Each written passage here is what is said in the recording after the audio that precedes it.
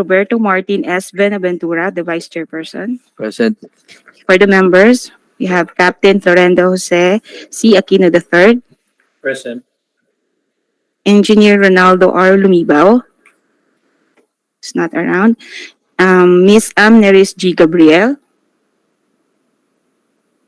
Engineer Leandro R. Varquez. Present online. Thank you, sir. We also have provisional members and user representative from ADMS, ANS, FSIS, OPSA. Also, we have members from the BAC DWG and BAC Secretariat, and we also sent letters of invitation to our observers from COA, PCCI, NGOEBJFI, PICE, IAS, PCAI, and DOTR.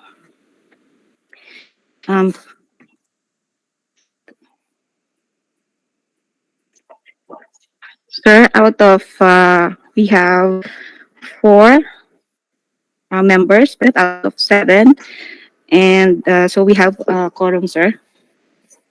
All right. Okay. Thank you. So we now call the meeting to order and let us proceed with our first item. Yes, Mr. Chair. I will now give the floor to the BAC DWG for the agenda. Good morning, Chairman. The first item on our agenda is submission and opening of bids for PMS and calibration of SELECTRA Pro S, blood chemistry machine, and PMS calibration of SWELAB ALFA Plus Hematology Analyzer with CBA number 23-01-105 with an ABC of 160,000. This is an FSIS of some project at direct contracting. BAC Secretariat. Do we have a bidder online?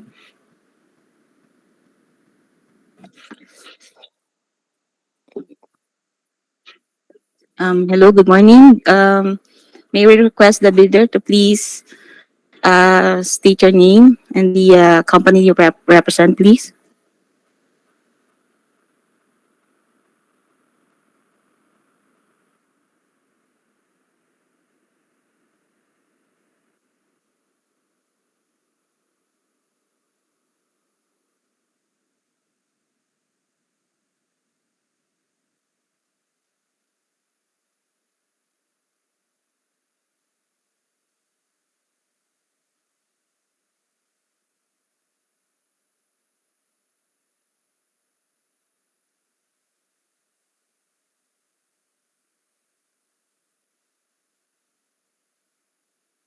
Mr. Chair, I guess nawala po yung bidder. But anyway, sir, we do have the submission. Sir, here is the submitted bid of BioHealthcare Resources Inc. Properly labeled. Permission to open the bid, sir. Okay, proceed.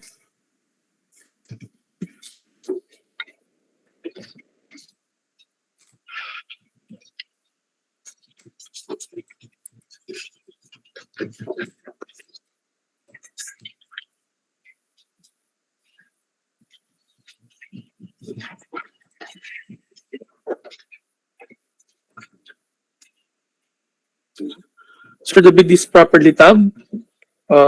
Checklist, please. Okay, checklist for the direct contracting project. For the eligibility requirements, valid mayor's permit or business permit, Valid mayor's permit, which will expire on January 10, 2024, submitted. valid field job certificate of registration, Valid full job certificate of registration, valid until 23 September 2023, submitted. valid certificate of sole distributorship,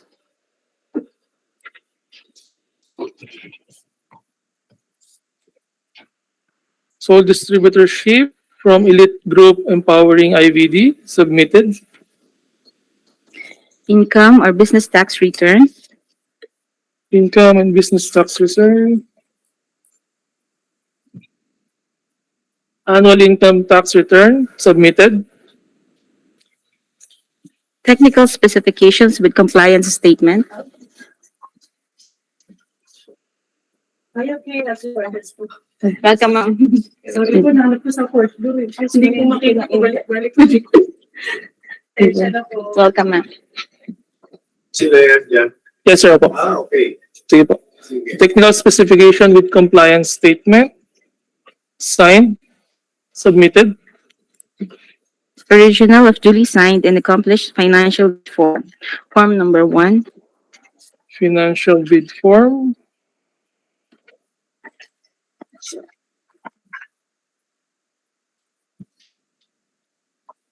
Financial bid form. BioCare Health Inc. offered the amount of 160,000 pesos. Signed. Submitted. That's all. Sir, that would be all. Okay, sir. At this juncture, sir, considering this is a negotiated procurement, the floor is now open for price negotiation, sir. Okay. Thank you. Ma'am, you are the representative. Okay. And the price is how much? 160,000 pesos, sir, with no discount. 160,000 pesos for blood chemistry machine ba yan? And what else? And Hematology prevent. analyzer. Oh, okay. Blood chemistry pa rin yun, ano? Hindi sir. Oh. Blood chemistry, hematology po. Bali, ay sorry po. Ito. That's the machine that analyzes di ba? Ito po yan sir. Oo. Explain ko po sa inyo kung paano po nagiging flow natin ng PMS kung bakit ganun yung price. Oh. Pipindutin ko po siya. Hindi na. Okay na. Good morning, everyone.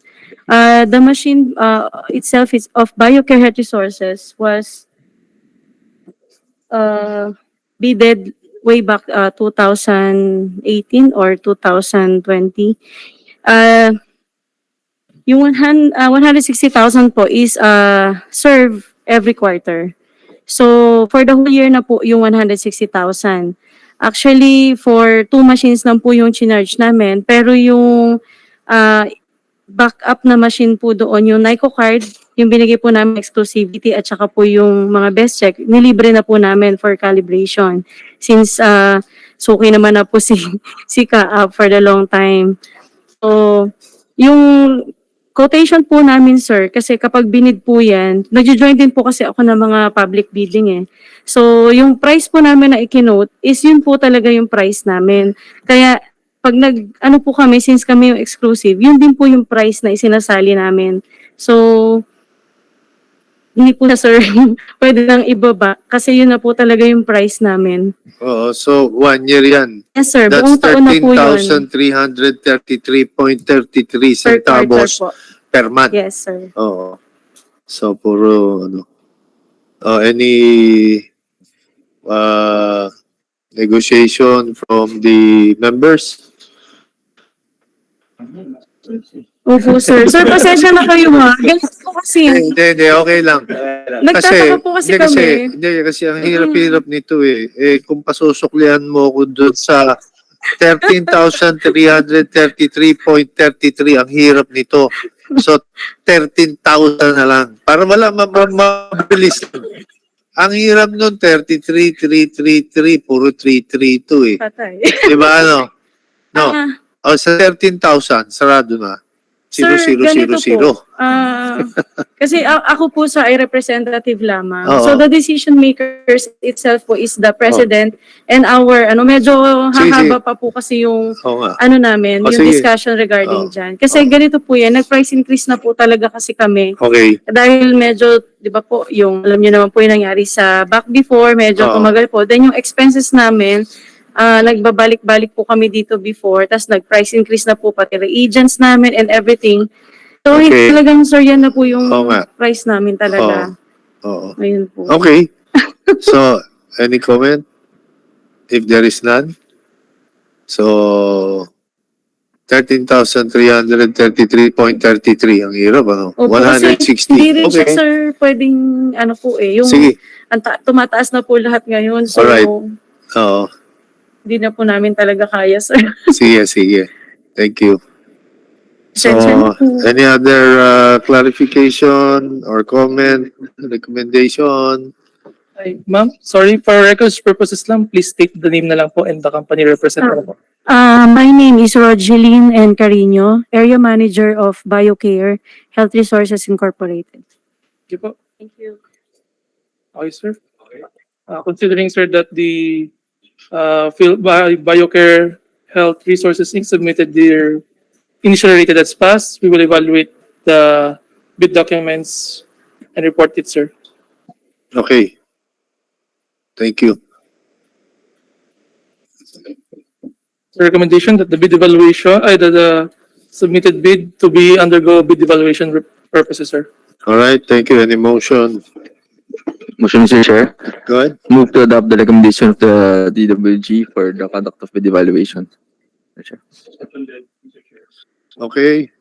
Moved and seconded, so motion is adopted. Thank you. Thank you, sir.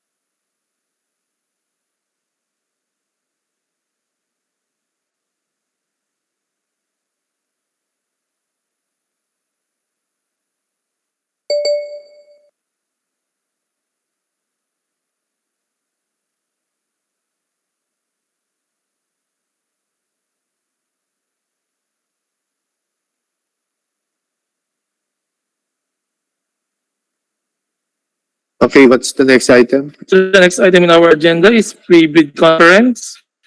The first project for the pre-bid conference is the supply and delivery of 30 Pails synthetic Polyalphaolefin-Based high-performance lubricating gear oil for Thales radar antennas with bid number 23-008-04 with an ABC of 1,650,000, an ANS project.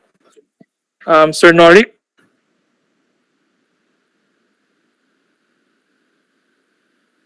Yes. I'll be sharing now my screen, Mr. Chair, for the presentation of the private conference for the aforementioned project. Sige, go ahead.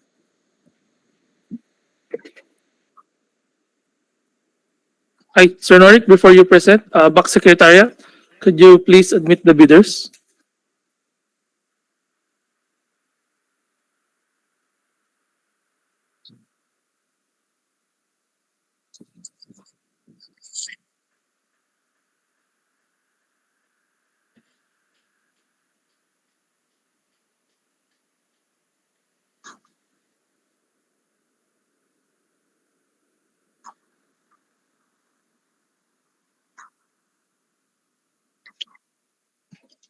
Okay, sir.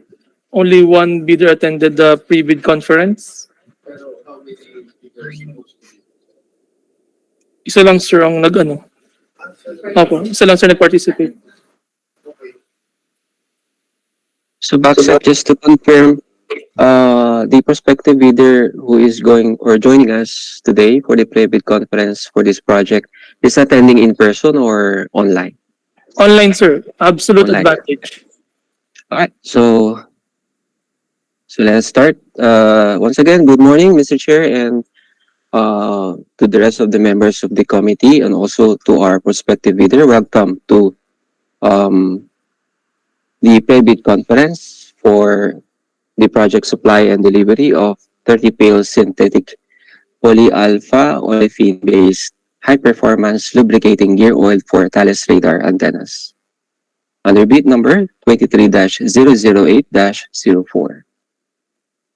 This will be the outline of our presentation. It's divided into these sections, the ITB, the corresponding BDS to the ITBs, the corresponding SEC to each provisions of the general conditions of the contract, and we're going to run through the checklist for the requirements of this bid. And the last part of the presentation will be about any clarification the prospective bidder wishes to have. Starting off with the invitation to bid, the CAAP through the CAAP Corporate Operating Budget for fiscal year 2023 intends to apply the sum of 1,650,000 pesos, being the ABC to payments under the contract for bid number 23-008-04. So bids received in excess of the ABC shall be automatically rejected at bid opening. CAAP now invites bids for the above procurement project where the delivery of goods is required within 30 calendar days. Bidders should have completed within 7 years from the date of submission and receipt of bids a contract similar to the project.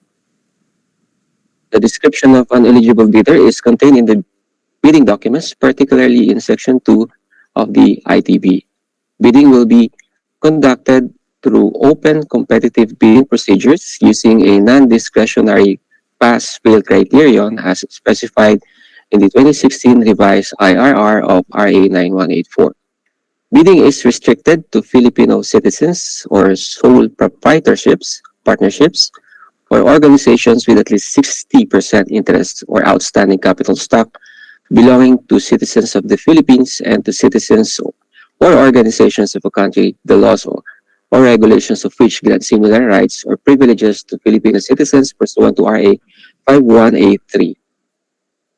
Prospective bidders may obtain further information from the BACSEC of Pasay City and expect the bidding documents at the address given below or as follows in the next slide from 8 a.m. to 5 p.m. Monday to Friday except declared holidays and suspension of work. A complete set of bidding documents may be required by interested bidders since 28th of April 2023 until deadline of submission of bid from the given address and website below or following the next slide upon payment of the applicable fee for the bidding documents pursuant to the latest guidelines issued by the GPPB in the amount of 5,600 pesos, inclusive of 12% VAT. The procuring entity shall allow the bidder to present its proof of payment for the fees through email. Then bids must be duly received by the BAC Secretariat through manual submission at the office address indicated as follows on the next slide. On or before 23rd of May 2023 at 10 a.m. Late bids shall not be accepted. All bids must be accompanied by a bid security in any of the acceptable forms and in the amount stated in ITB Clause 14. Bid opening shall be on the 23rd of May 2023 at 10 a.m. At the given address, bids will be open in the presence of the bidders' representatives who choose to attend the activity. CAAP reserves the right to reject any and all bids, declare a failure of bidding, or not award the contract at any time prior to contract award in accordance with sections 35.6 and 41 of the 2016 revised IRR of RA 9184 without thereby incurring any liability to the affected bidder or bidders. For further information, please refer to Mr. Gary M. JD, the head of the BAC Secretariat. Now, in this part of the presentation, I will go through the bid datasheet corresponding to ITB clause for more specific requirement. Starting off with BDS 5.3 corresponding to the eligibility of the bidders. So for this purpose, contracts similar to the project shall be A. Supply of lubricants or lubricating products or surveillance radars or airport equipment or spare parts. B. Completed within 7 years prior to the deadline of or for the submission and receipt of bids. For the subcontracts of the ITB, there is no further instructions.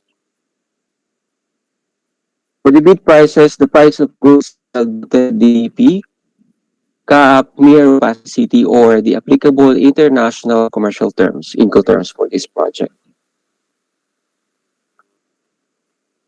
For the bid security shall be in the form of a bid securing declaration or any of the following forms and amounts. A, the amount of not less than 33,000 pesos, which is equivalent to 2% of the ABC. If bid security is in cash, cashier's or manager's check, bank, draft or guarantee, or irrevocable letter of credit. Or B, the amount of not less than 82,500 pesos, which is equivalent to 5% of the ABC if bid security is its surety bond. For the sealing and marking of bids, each page, therefore, or rather thereof, shall be initialed by the duly authorized representatives of the bidder.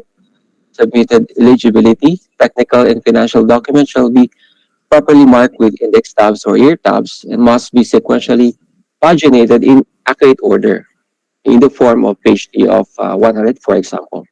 Pagination shall be sequential all throughout the documents inside the envelope. Bids not complying with the above instructions shall be automatically disqualified. Number 2, each bidder shall submit one copy of the first and second components of its bid. Number 3, per cap memorandum dated 17th of September 2018 regarding the disqualification of prospective bidders with pending case against the government and the procurement activities of CAAP. All prospective bidders shall be required to submit the following.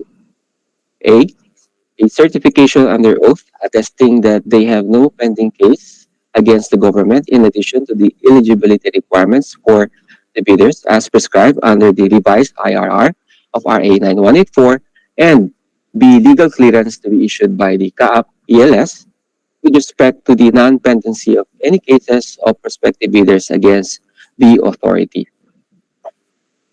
For the detailed evaluation and comparison of bids, there are no further instructions. And for the post-qualification and also in the signing of contract, there are also no further instructions. The slide shows the illustration of how the eligibility documents and the technical requirements should be enclosed in an envelope, together with the financial proposal in the second envelope to be submitted in one single envelope. And this slide shows the illustration for the table of contents, the index tab, and the pagination and the signing of the pages that must be sequentially arranged or in accurate order. For the general conditions of the contract, in the same way as we have presented, or as I have presented, we'll be going through the corresponding SEC to the general conditions of the contract. For the scope of the contract, under the delivery and documents special conditions, so for the purpose of the contract, EXW, FOB, FCA, CIF, CIP, DDP, and other trade terms used to describe the obligations of the party shall have the meanings assigned to them by the current edition of Incoterms published by the International Chamber of Commerce, Paris. So the delivery terms of this contract shall be as follows. The delivery terms applicable to this contract are delivered at Civil Aviation Authority of the Philippines, Old Mayor Road, Pasay City, Risk, and title will pass from the supplier to the procuring entity upon receipt and final acceptance of the goods at their final destination. Delivery of the goods shall be made by the supplier in accordance with the terms specified in Section 6 on Schedule of Requirements. For this purpose of this clause, the procuring entity's representative at the project site is Engineer Florian S. Atienza, the Acting Chief of Electromechanical Monitoring and Inspection Division of the Operations Department.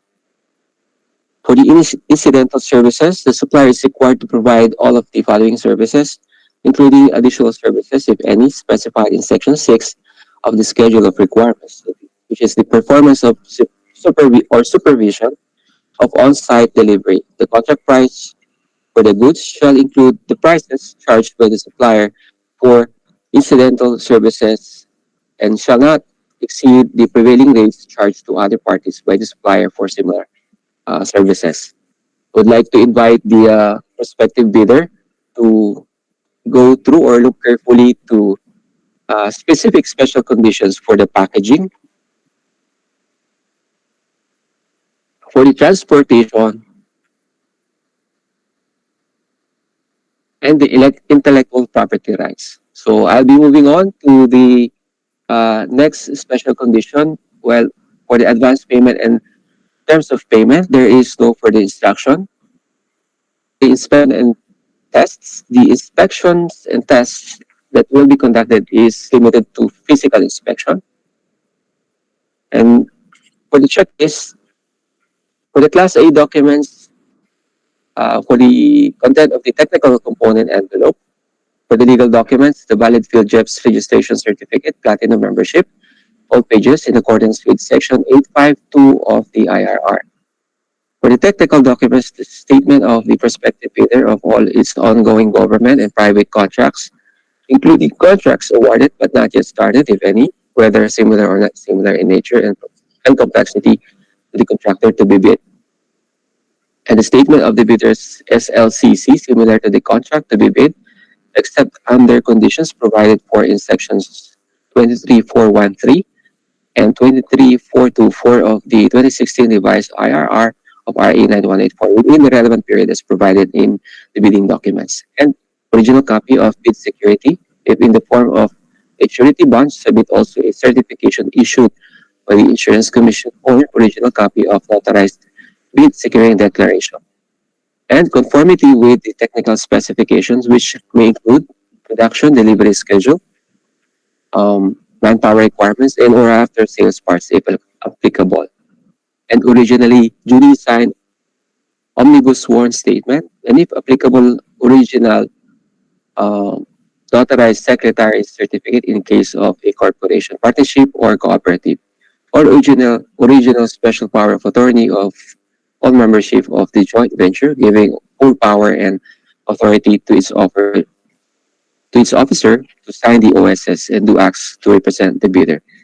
And legal clearance to be issued by the CAAP ELS with respect to the non-pendency of any cases of prospective bidders against the authority, and the certification and their oath attesting that they have no pending case against the government, in addition to the eligibility requirements for bidders as prescribed under the revised IRR of RA 9184. And lastly, under the technical documents, the copy of bid bulletins if applicable.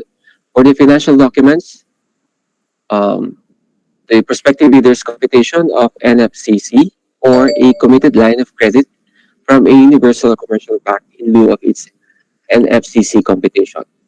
And for the Class B documents, if applicable, a duly signed JVA in case of the joint venture is already in existence, or duly notarized statements from all the potential joint venture partners stating that they will enter into and abide by the provisions of the JVA in the instance that the bid is successful.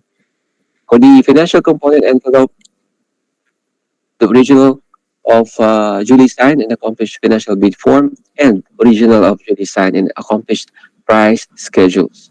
So other documentary requirements under RA 9184 as applicable for foreign bidders claiming by reason of their country's extension of reciprocal rights to Filipinos, the certification from the relevant government office of their country stating that Filipinos are allowed to participate in government procurement activities for the same item or product. Then certification from the DTI if the bidder claims preference as a domestic bidder or domestic entity.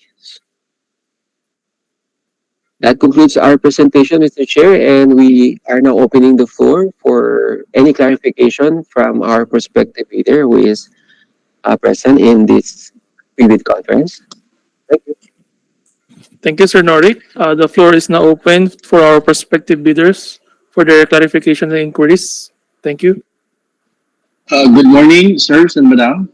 I have several questions that I'd like to clarify. Okay, sir. Uh, Prior to proceed, sir, just please state your name and the company you represent, sir. yes, sir. My name is Noel Mendoza. I'm representing Absolute Advantage Trading and General Services. Um, First, clarification, sir. Certification under oath attesting that they have no pending cases against the government. So, how do we do that, sir? We just issue like a certification under our company letterhead and have it notarized. Is that the way to go about it?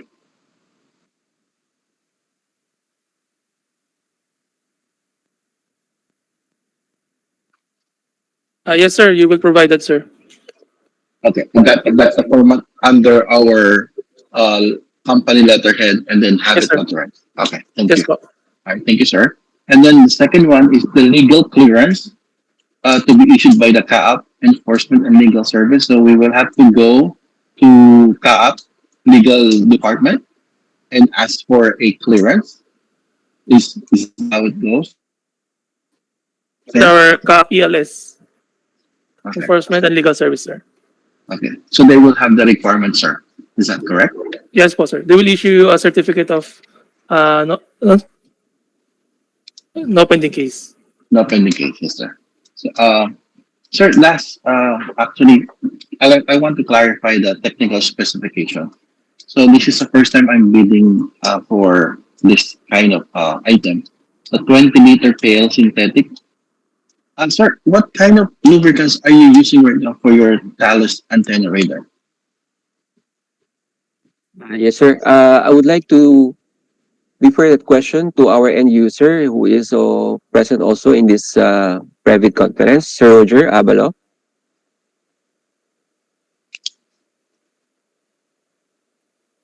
Hello, good morning, Mr. Chair, sir. May I refer Mr. Albert Velasco, please, to answer the question? Thank you.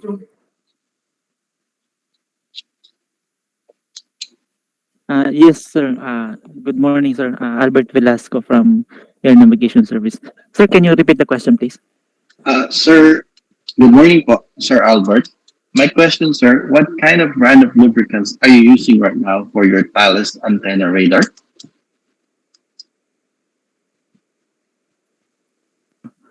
For now, sir, we are using Clubersin. The brand is Clubersin. Lubricate. Yes, sir. So is this the only approved lubricants for the Thales antenna radar, or are they? Do you have the list of approved lubricants? Because this antenna is made in Europe, correct? It's quite expensive. So they usually will provide us the approved lubricants or lubricant brand. Yes. Do you have Yeah, that list, sir? through the chair. Yes. Actually, the manuals gave the specification for the substitute of the gear oil aside from the Clubersin. Okay. So Mhm. once we submit, because according to your um, post qualification, the only inspection is a physical inspection. So we will need to submit the product data sheet that will match the viscosity grade, the viscosity, and the technical specification. Is that correct? Yeah, through the chair. Yes. Yes, sir. Uh, the specification has ranges, say for Yes, sir. example, viscosity. So if you if your viscosity, the viscosity of the brand you're offering is within that specification, then it's okay. Okay. All right. Thank you so much, Mr. Chair. Thank you so much, Sir Albert, for accommodating my question. Thank you, sir. Okay, sir. Since the prospective bidders has no further inquiries, we proceed to our next agenda. BAC Secretariat, could you please remove the prospective bidder?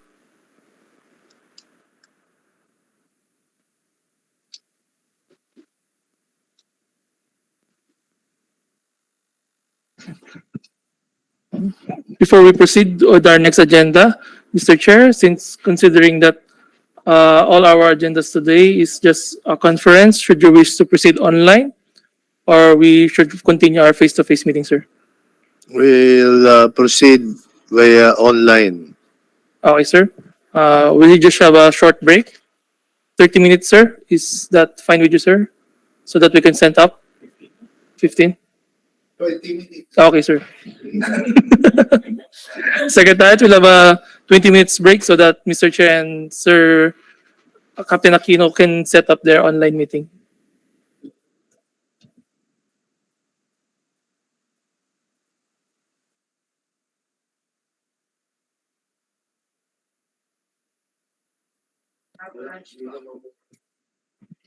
Sige.